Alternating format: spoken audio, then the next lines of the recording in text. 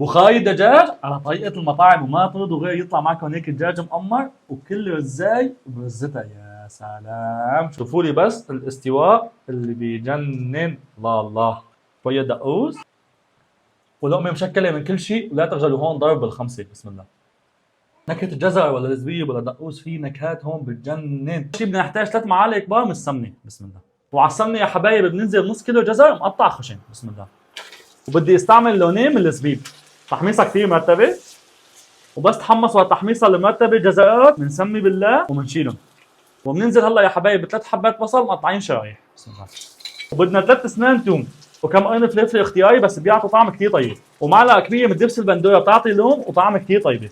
وبالنسبه للبهارات ما راح يلزمني غير عود قرفه، كم ورقه غار، شويه هيل وشويه قرنفل، معلقه صغيره من كمون خشن، هذا اساسي. بسم الله. تحميصه كثير مرتبه، ومن بعد ما تحمص تحميصه كثير مرتبه يا حبايب اعطونا هالريحه اللي بتجنن، تكون اجى وقت ننزل عليهم ببخارنا ونحمصهم كمان كثير منيح. بسم الله. ومن بعد التحميصه المرتبه بنغمر دجاجنا بالمي وبنغطي ونخليها من نص ساعه لثلاث ارباع ساعه نار وسط لحتى يستوي الدجاج معنا كثير منيح. وهيك دجاجنا سوا وصار وقت نشيله. الله على روايح اللي بتجنن. لا لا عطفرط. بسم الله.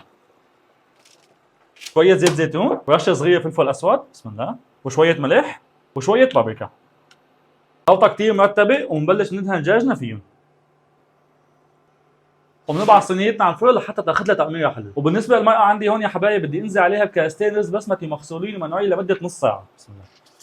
مقدار معلقه طعام ملح وتحريكتين ثلاثه على خفيف كتير، وبنقدر المي بحيث ما تتجاوز الرز اكثر من سنتي، هيك كتير ممتاز. هلا بنخليها على نار عاليه لحتى تبلش تنشف المي. هيك نشفت المي عندي يا حبايب مثل ما شايفين، وصار وقت انزل بالجزر والزبيب اللي قليناهم ومنغطي ومخليه ربع ساعة على نار هادية. وهيك رزاتنا صاروا جاهزين، بس أول شي لازم نشيل الحبشكلات اللي ضفناها على الوش.